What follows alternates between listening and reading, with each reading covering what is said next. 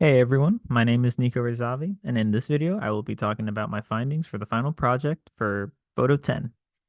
The photographers that I chose as my topic were the Bonfils family, consisting of Felix and Mary Ledy Cabianis, and their son Adrian, and Shireen Nishot. While both of their primary work consisted of Middle Eastern photography, Shireen Nishot has a drastically different perspective and approach to showcasing Islamic culture in contrast with the Bonfils family.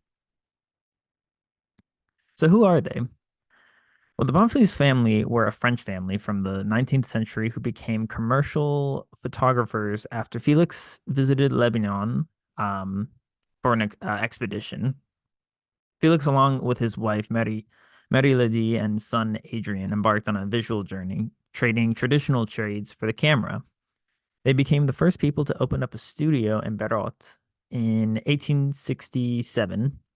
Um, they named their studio the Maison Banflis, where they produced and sold thousands of souvenirs for half a century.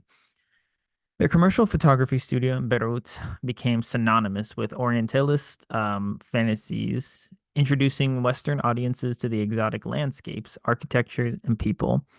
It not only contributed to the romanticized image of the East, but also commercialized aesthetics and at times sacrificing accuracy for intrigue. Shireen Nishat, on the other hand, is an Iranian-born American who came to the States in her teens, where she went to school at UC Berkeley and received her master's in visual arts. After she left Iran, the Islamic Revolution began, and since then, she has described herself as an exile, meaning she feels like an outsider no matter where she goes. She believes her role in life is bringing voice to the oppressed and voiceless. She does this by challenging stereotypes and offers a perspective that is both personal and universal, inviting viewers to engage with the cultural and political narrative presented in her photos and films. Shireen's approach to her work is mythical and it's layered with symbolism as well as we'll see later in the video. The common denominator between these photographers is that they both saw the potential of Middle Eastern content. For the Bonfils, they took advantage of the opportunity to do something that very few people had done up to that point, which is photograph and document the mysterious lands of the Middle East. According to William H. Rocket, Western interest in the Middle East had been whetted by the then widespread knowledge of the Bible. Now, with photography, travelers could begin to capture such exotica with greater fidelity than was possible with pen and ink. It has been stated that Felix was fascinated by the region after his visit to the Levant, but whether his intention to capitalize on the opportunity was either pure or just for the money, we aren't certain for sure.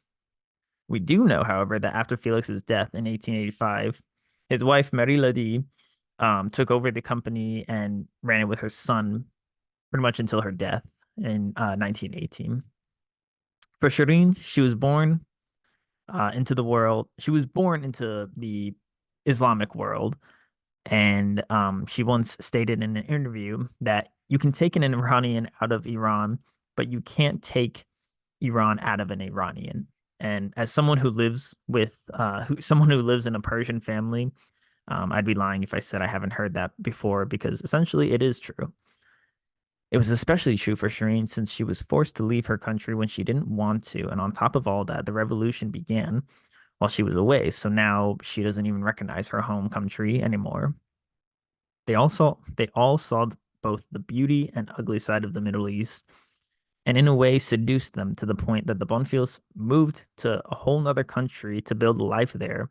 And Shireen finds herself drawn back to her roots in her work that we'll see later.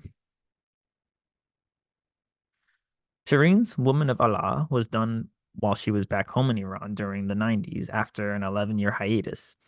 She returned to the place that didn't feel like her childhood home, and she described it as a place she once called home, now in ruins. Shireen, as stated in her TED Talk, believes that the women of Iran historically seem to embody the political transformation. So, in a way, by studying a woman, you can read the so in a way, by studying a woman, you can read the structure and the ideology of the country. As shown in these pictures, the majority of the series is in black and white and conveys a vivid but harsh style on each and every subject present. Her use of black and white can be seen throughout the majority of her work over the years, and the reason for this is to eliminate any ephemeral feelings, and by doing that, puts heavy emphasis on the emotionally symbolic impact the photos are trying to represent. At the time, her use of Persian calligraphy was unique and has shown up in later projects of hers. Shireen states in an interview with Shadi Shaibani that she feels that the use of poetry is particularly apt because literature has historically played a major part in the struggle against political repression. The poetry is the literal and symbolic voice of women whose sexuality and individualism have been obliterated by the chador or the veil. In contrast, firearms can be seen in the photos, which serves as a symbol of power and conflict. The juxtaposition between the feminine components and the firearms makes her work a multiplex narrative. This was the only project she has done within Iranian territory. On the other side of the coin, the Von Fiel's main goals were to cash in on the aesthetics of the Middle East and make a profit from it by producing and selling photographs to the Western world.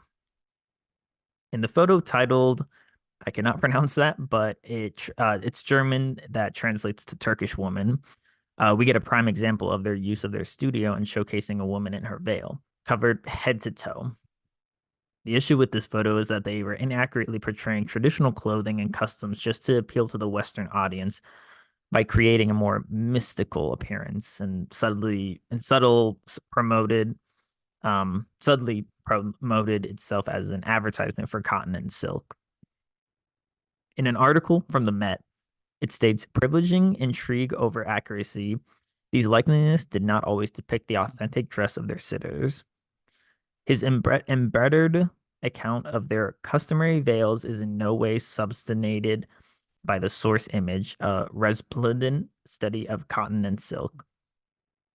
This photo was taken on an album silver print from glass negative and frames the subject's whole body to further showcase and signify the difference in clothing style between Middle Easterns and Westerners. Since the intention was to show the public Middle Easterns traditional apparel, or should I say their own conceptualized version of it, the subject is centered in the foreground and dressed in white to contrast with the black background. The subject's face, along with the rest of her body, is completely covered to not distract the audience from their selling pitch, essentially, which was, the whole attire. A strategy one rarely sees in the works of Shireen's, who utilizes any part of the human body that is not traditionally covered by mandatory customs. In contrast to Bonfils' mystical style, Shireen takes on a mythical approach to her work, which is titled Speechless, which is one of Shireen's poignant works. In this piece, a close-up of the artist herself wearing a veil, juxtaposed with a gun barrel emerging from the side of her head, um, serves as a powerful metaphor, a cry against oppression, especially towards women in her homeland. Shireen has stated that a face can tell a whole story, and she confidently believes this, unlike Felix, probably. In conclusion, the tapestry of Middle Eastern photography, the Bonfils and Shireen Nishat stand as distinct storytellers. Through the prisms of the 19th century mystique and contemporary socio-political narratives, these perspectives have influenced our understanding and perception of the fascinating location. Thank you and take care.